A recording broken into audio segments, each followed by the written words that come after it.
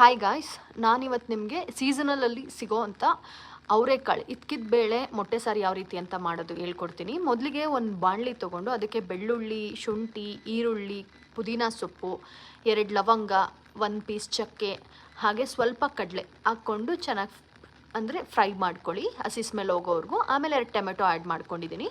ಹಾಗೆ ಒಂದು mixie jar ತೊಗೊಂಡು ಅದಕ್ಕೆ ಸ್ವಲ್ಪ ಕೋಕೋನಟ್ಟು ಹಾಗೆ ಕೊತ್ತಂಬರಿ ಸೊಪ್ಪು ಏನು ಫ್ರೈ ಮಾಡಿಟ್ಕೊಂಡಿರ್ತೀರ ಇದನ್ನು ಮಿಕ್ಸ್ಚರ್ನ ಹಾಕ್ಕೊಂಡು 1 ಟೇಬಲ್ ಸ್ಪೂನ್ ನಿಮಗೆ ಖಾರ ಅನುಗುಣವಾಗಿ ಚಿಲ್ಲಿ ಪೌಡರು, 2 ಟೇಬಲ್ ಸ್ಪೂನ್ ಧನಿಯಾ ಪೌಡರ್ ಹಾಕ್ಕೊಂಡು ಸ್ವಲ್ಪ ನೀರು ಹಾಕ್ಕೊಂಡು ನೀಟಾಗಿ ಪೇಸ್ಟ್ ಮಾಡ್ಕೊಳ್ಳಿ.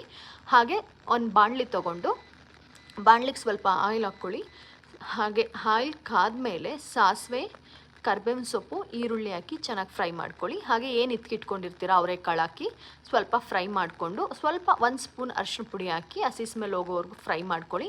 ಆಮೇಲೆ ಏನು ರುಬ್ಬಿಟ್ಕೊಂಡಿರ್ತೀರಲ್ವ ಆ ಮಸಾಲಾನ ಆ್ಯಡ್ ಮಾಡಿ ನಿಮ್ಮ ಕನ್ಸಿಸ್ಟೆನ್ಸಿಗೆ ತಕ್ಕನಾಗಿ ನೀವು ನೀರು ಹಾಕ್ಕೊಳ್ಳಿ. ಒಬ್ಬೊಬ್ಬರು ಕಮ್ಮಿ ತಿಂತಾರೆ, ಗಟ್ಟಿ ಇರುತ್ತೆ, ಸ್ವಲ್ಪ ಜನಕ್ಕೆ ತೆಳ್ಳಗೆ ಬೇಕಾಗಿರುತ್ತೆ ಅಲ್ವಾ. ಸೊ ಹಾಗಾಗಿ ಆಮೇಲೆ ಈ ಮಸಾಲಾನ ಒಂದು 5 to 10 ಮಿನಿಟ್ಸು ಕುದಿಸಿ, ಅಂದರೆ ಕಾಳೆಲ್ಲ ಬೇಯಬೇಕಲ್ವಾ. ಸೊ ಕಾಳು ಒಂದು 5 to 10 ಮಿನಿಟ್ಸ್ ನೀಟಾಗಿ ಬಾಯ್ಲ್ ಆದಮೇಲೆ ಮೊಟ್ಟೆನ ನೀಟಾಗಿ ಯಾವುದೇ ರೀತಿ ಒಡಿದಲೇ ಇರೋ ಥರ ಒಂದೇ ಸೈಡಲ್ಲಿ ಬಿಡಬೇಕು. ಹಾಗೆ ಮೊಟ್ಟೆ ಎಲ್ಲ ಬಿಟ್ಬಿಟ್ಟು ಮುಚ್ಚಿಬಿಡಿ.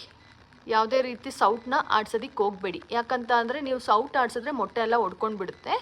ಕಾಳೆಲ್ಲ ನೀಟಾಗಿ 50% ಬಾಯ್ಲ್ ಆದಮೇಲೆ ಮೊಟ್ಟೆ ಒಡೆದು ಬಿಡಿ. ಹಾಗೆ ಮೊಟ್ಟೆ ಒಡೆದು ಬಿಟ್ಟಾದಮೇಲೆ ಒಂದು 10 ಮಿನಿಟ್ಸ್ ಕುಕ್ ಮಾಡಿ ಆಮೇಲೆ ರೆಡಿ ಆಗುತ್ತೆ. ಟೇಸ್ಟ್ ಮಾಡಿ.